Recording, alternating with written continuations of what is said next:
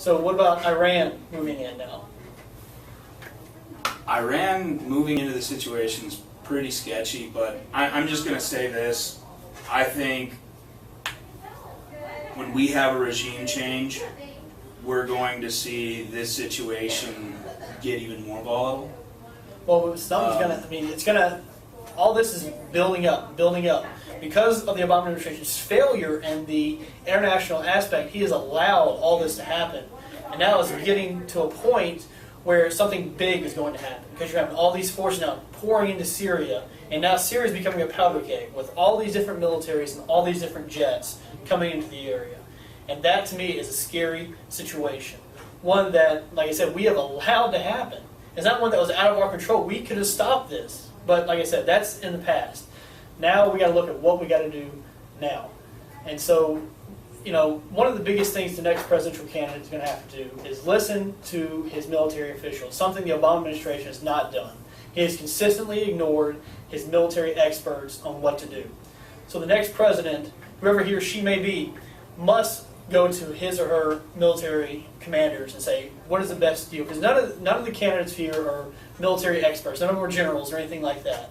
And that's okay, but we have these experts for a reason. And they need to go to them. Something, like I said, Obama has completely failed to do, and we're now seeing the repercussions of that in Iraq and Syria, and the whole creation of ISIS and the resurgence of Russia.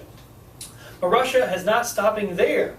One of the Russian warplanes entered Turkish airspace over the weekend, prompting Turkey to scramble jets and summon the Russian ambassador in protest. A foreign ministry statement said Monday that a Russian warplane entered Turkey's airspace near the town of Yaladagi, once again I apologize for that, in Hatay province on Saturday. Two F-16 jets, that's Turkish jets, intercepted the Russian aircraft and forced it to fly back into Syrian airspace. Russia actually admitted the plane had entered Turkey, quote, by mistake, and assured Ankara, which is the capital of Turkey, it would not happen again. But a senior U.S. official said the Obama administration does not believe the incursion was an accident, and officials are in urgent talks with allies about what to do. In Madrid, U.S. Defense Secretary Ash Carter said Monday that U.S. is conferring with Turkish leaders about the infringement. The incident comes amid Turkish concerns over Russian airstrikes in Syria that have targeted, once again, the foreign-backed insurgents, not ISIS, the ones that NATO's back. And Turkey and Russia have also conflicting positions on the Syrian regime, which, of course, once again, Russia backs Assad and Turkey, as the NATO ally, does not. Also Monday, Turkish military said a MiG-29 jet, which is a Russian warplane, had harassed two Turkish F-16s for 5 minutes and 40 seconds on Sunday by locking its radar onto them. In a brief statement, the military said the incident occurred while 10 F-16s were patrolling the Turkish-Syrian border. Syria is a NATO ally, and as such, collective defense applies. Collective defense essentially means an attack on one is an attack on all.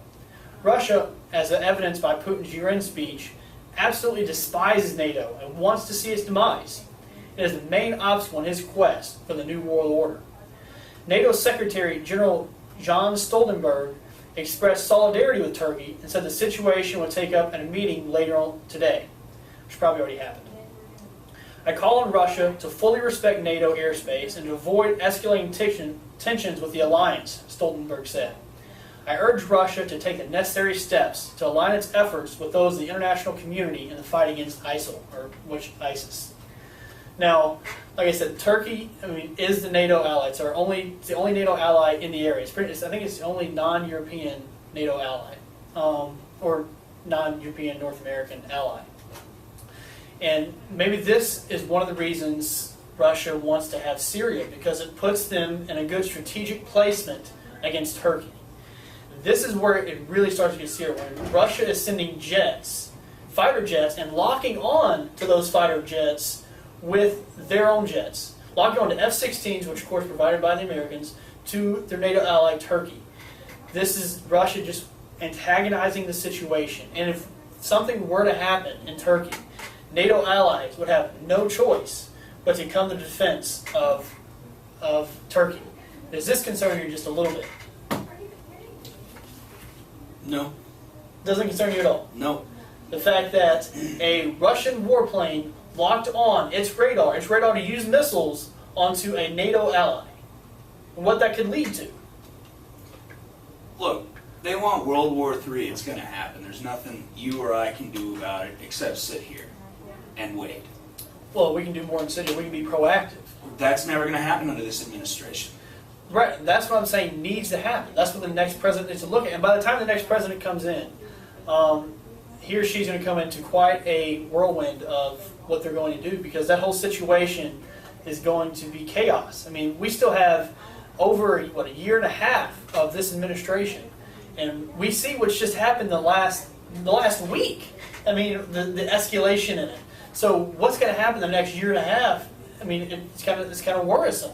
I mean, if the president doesn't do, I think the president has to come to a point and say, okay, we have to do something. I mean, is he just going to allow all this to just continue? Well, and I think that's why this is going to be the most important election of your or my life, because this is something that the next president is going to have to deal with. Whether they're a hawk or a dove, it's going to make a difference for our safety and for the safety of our eventual children, because World War III is coming. It's boiling.